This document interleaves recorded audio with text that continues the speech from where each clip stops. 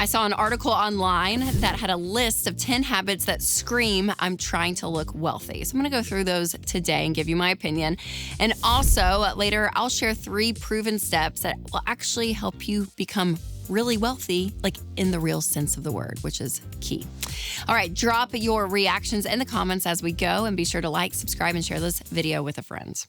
All right, number 1, the article says excessive displays of wealth. So luxury cars, flashy logos, high-tech gadgets. And it is kind of this idea that like insecurity is loud and confidence is quiet. And so when you see people that are so big and so out there with their money, usually it is a sign of like, okay, what are they trying to prove maybe as a person? And or are they just trying to prove that they are successful? And because of that, they may or may not even have the money, but they're trying to look successful. So I would agree with this one. Obviously, not everyone that has a nice car or luxury stuff is not wealthy, right? Some of them are, but definitely more people look more wealthy than they are in today's world. Number 2, constantly job hopping. So I thought this was an interesting point. And so what this article was implying is that, when you go job to job, you'll probably get an increase of your salary.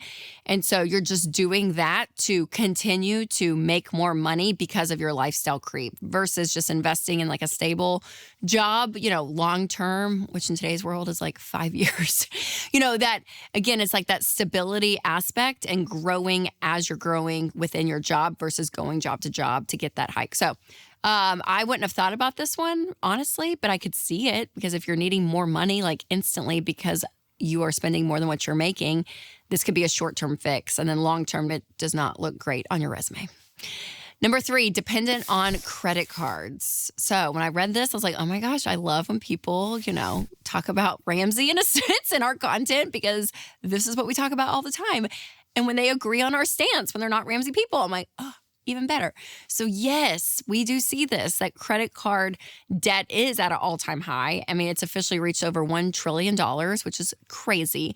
Now, some people are charging the credit card to keep up with basic necessities, but we're also seeing, again, without lifestyle creep, what are those necessities? And we do find that you add in more to your life and you have to keep up with that. And sometimes your income doesn't keep up. So you end up going to credit cards, which is making the situation worse. So here's one thing, though, I am going to add to the list, not taking internet safety seriously. You guys, trust me, that's going to cost you because we are on the internet all the time, right? We do so much shopping, so much work, so much booking travel, like everything that's out there in the world is online. And so we're putting our information out there all the time, which means it is out there for people to get, to steal, and to even trade or actually make money off of your info. Some of these companies do that. And with Delete Me, they go in and remove your online information. I just got my Delete Me report recently. They come out like once a quarter, and they've saved me close to 65 hours of doing research of trying to remove my information online. You can save up to 20% on annual Delete Me plans, which ends up being around $9 a month. So you can click the link below to check them out or go to joindeleteme.com/Rachel. All right, back to the list. Number 4 is living in the moment. And I can see this because when you splurge just kind of on these quick hits, again, it may be at a small scale, but when you live on that impulse life, you may be looking great, but you're not doing things long-term that are actually going to create wealth. Things like saving for the future and investing in retirement and all of this stuff. And so when you see people that are very impulsive, again, you may think like, oh my gosh, they just may have tons of money. Like, look at them. They can just, book that trip or buy that thing and they don't have to save up. Well, sometimes they're charging it to debt. Like sometimes they're using debt to do that. And because of that, then they are, again, digging deeper in this hole, financially speaking, because in order to get out of that, they have to pay all that off before they start saving and investing. So what's crazy is people that actually have more patience end up becoming wealthier because they look at the long term versus the short term. Number 5, not budgeting. So if you think that you're somebody that's like, oh yeah, I'm comfortable, I don't need a budget, like no big deal. Let me just tell you, that's not the case. So if you hear people that are saying that, again, they may try to look like, oh yeah, no big deal. I don't have to budget because I have so much money and like, it's fine. But can I tell you, even wealthy people follow a budget. That's actually what keeps them wealthy is that they have intentionality around where their money's going. And so don't let this kind of free living feeling of like, oh yeah, it's just not a big deal. Or again, under the assumption, oh, someone must just have tons of money that they don't have to budget. No, wealthy people have a plan for their money. And so if you need a monthly budget, make sure to check out Every Dollar. It is so easy. It is so effective for budgeting. Number 6 is obsessed with appearance. And so it can be expensive, you guys, like to get all the beauty treatments and all the bougie designer clothes and the shoes and the accessories and the vacations and like all the things. Like all of that is very, very expensive. And when you're obsessed with that, and that's where you're putting all of your money and or all of your debt towards, it's getting you nothing. Because at the end of the day, not only does it not fulfill you emotionally when you're just buying stuff and crap that you don't need, but it's also, you're putting money into things that, again, I'm not against some of those things. Like if you want to do Botox or buy a nice bag, like again, I'm not against those, but it's the priority of which you are living your life. And for a lot of people that are just trying to keep up, they end up spending money and sometimes money they don't have to keep up that appearance because they're so obsessed with it versus saying, oh yeah, I'm so confident in who I am that like, I don't need all that stuff. If I want it, it's fine, but it's not this need. And when it becomes a need, you become desperate and you end up spending so much money on it. All right, number 7 is avoiding important financial discussions. People that just like don't want to talk about it, there may be this level of denial and they may not want to see it, right? So if someone does have the ability to say, oh yeah, we have some margin and some peace in this area of our lives, you're more likely to talk about it. And so it can be very uncomfortable to talk about money, especially if you're not in a good spot financially. So if someone is very reluctant, either they've had like really big past hurts in their life, or they get to this point where they're like, oh yeah, I've made so many mistakes. I don't want people to see it.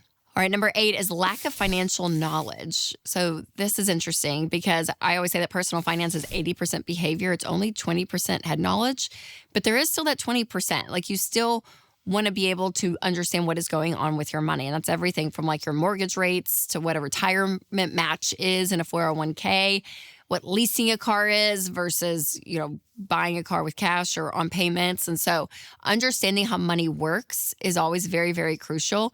And if people don't know the basics of that, but yet they look like they're doing really well, I probably have some questions. Number 9 is always needing to have the latest and the greatest. So people that are really secure, like they don't need to prove it, right? By being like on the forefront of every single trend. They're okay. They're confident in their own skin. But again, back to that idea of just spending to show an appearance of something. If that is constant in someone's life, again, I would be curious about how they really are doing financially. And number 10, no long-term financial goals. So this was a good one. And I agree. Like if you are living in the moment day in and day out, like you're probably going to end up being broke. And I'm all about being present, enjoying your life. But you have to be looking out far enough of like 2 years, 5 years, 10 years. That's everything from I want to, save up for a down payment for a home. I want to help my kids with college in the next 8 years. Retirement's coming. Like when you look far out, there's wisdom in that. And so if you are not at all caring about that and you're just living in the moment, I think that's a pretty dangerous place to be financially. So all of that list, again, some I agree with, a lot of them I do agree with. Some of them I had never thought about, but I think it's a great list. But I'll give you my list of 3 to actually really help you become wealthy. Number 1 is to get out of debt. If you are using your money, your income, and instead of investing it and your money making money for you, you are making money for the bank, you're going in the wrong direction. Number 2, I would say to have an emergency fund. So when you have cash in the bank, ideally 3 to 6 months of expenses and things come up, you fall back on your money versus falling back on the bank's money. So that puts you in a good spot financially. And then number 3, start investing. When you invest 15% of your income into retirement, it is a beautiful thing. What happens over the long term? Compound interest is wonderful. So again, living debt-free, having savings and investing, like it sounds so simple and it's not flashy and exciting. But let me tell you, just put those rhythms in your life, have fun on top of that. But it's amazing the peace and the stability that comes with that. Now, if the idea of budgeting specifically sounds nice, but maybe you're a little intimidated, learn how to create your first budget in 5 simple steps in my next episode. Click here for that. Or if you're listening on podcast, I'll put a link below. All right, you guys, remember to take control of your money and create a life you love.